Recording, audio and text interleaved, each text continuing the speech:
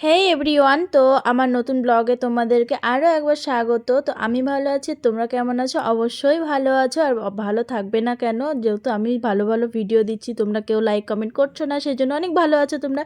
যাই হোক, আমি একটা নতুন ব্লগ নিয়ে চলে এসেছি আর আমার বেরোতে বেরোতে বরের সঙ্গে একটু ঝামেলা হয়ে গেছে। কথা বলতে চায় না, ছেলে মানুষগুলো এরকম কেন? বাইরে এত কথা বলে আর বাড়িতে এলে বইয়ের সঙ্গে কথা বলতে এত বিরক্ত লাগে কেন, এটা বুঝি না।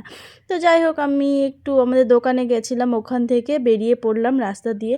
তো কোথায় যাচ্ছি বলো তো? একটু পরেই দেখতে পাবে, আমি একটু পরে বলছি। তো যাই হোক, এই রাস্তাটা তো চিনতেই পারছো তোমরা, যারা যারা রায়গঞ্জের মানুষ। তো ওখানে দেখাচ্ছে বিয়ের গাড়ি, আর আজকের দিনে আজকের ডেটে এত বিয়েবাড়ি কি বলবো তোমাদেরকে। অনেক বিয়েবাড়ি, আর রাস্তা দিয়ে এত বিয়ের গাড়ি যাচ্ছে, আমার ছেলে শুধু দেখাচ্ছে এই যে বিয়ের গাড়ি, এই যে বিয়ের গাড়ি। তো ফটাফট করে রেডি হয়ে নিয়ে চলে এসেছি এই যে কাকুটার আজকে কি বলবো, মুখে বলতে পারছি না। কাকুটাকে অনেক ভালোবাসতাম। আমার বর তো একদম, যেহেতু আমার বরের বাবা মা এখানে থাকে না, সেই জন্য ওনাকে অনেকটা বাবার মানে আসনে রেখেছিল, কিন্তু উনি হঠাৎ করেই মারা যান। ওনার অসুস্থ ছিল অনেক দিন ধরে, তো হঠাৎ করেই মারা যান, আর জেনে অনেকটা কষ্ট হয়েছে আমার বরের। তো যাই হোক, ওখানে খাওয়া দাওয়ার জন্য আমরা চলে গেছিলাম হেমতাবাদে। তো সেখানে গিয়ে আমরা দেরি না করে আর শেষে চলে গেছি। আমরা তো জানোই সব অনুষ্ঠানের শেষে শেষেই যাই। তোমরা ভালো করে যদি আমার ভিডিও দেখো তাহলে সবাই বুঝতে পারবে, আমরা সব অনুষ্ঠানে দেরি করেই যাই, আর দেরি করে গিয়ে লাস্টের খাবার খাই সব শেষে।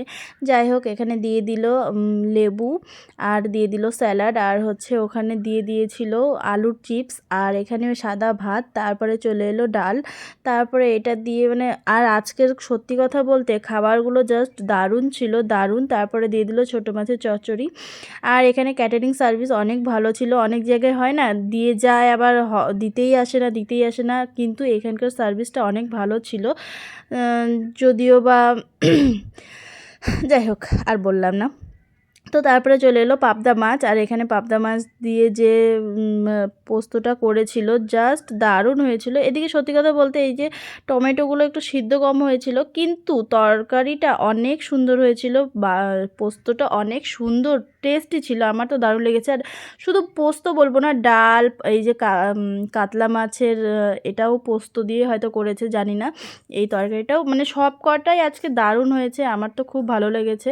অনেক জায়গায় হয় না, তরকারিগুলো একদম চ্যাপচ্যাপে তেল দিয়ে রেখে দেয়, শুধু তেলই হয়ে থাকে, আর বাড়িতে এসে হচ্ছে একদম পেট খারাপ হয়ে যায়। তারপরে শেষ পাতে আর আমি আমার ছেলেকে খাওয়াচ্ছিলাম, তো আমার ছেলেকে খাওয়ানোর কারণে আমার অনেকটা দেরি হয়ে যাচ্ছিলো, মানে আমি খেতে পারছিলাম না। ওকে ছেলেকে খাওয়াতে, যাদের যাদের ছোটো বাচ্চা আছে তারা জানবে বাচ্চাকে খাওয়াতে কত ঝামেলা, আর তার মধ্যে ওর পড়েছে 5 বছরের ভ্যাকসিন।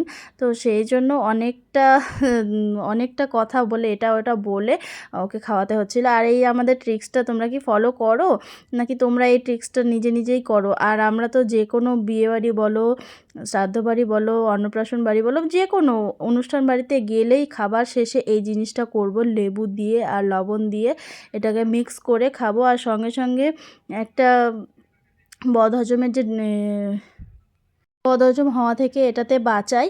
আর এটা ভালোই লাগে, মানে সব কিছু খাওয়ার পরে, রিচ খাবার খাওয়ার পরে যে অন্য মতন একটা লাগে না, গা গোলা এই করে ওই করে, তো এটা খাওয়ার জন্য খুব উপকার হয়। আর বেশি লোক ছিল না, আমাদের ব্যাচটাই মনে হয় শেষ ব্যাচ ছিল, কারণ সব ক্যাটারিং সার্ভিসের ছেলেপেলেগুলো বসে যাচ্ছিলো।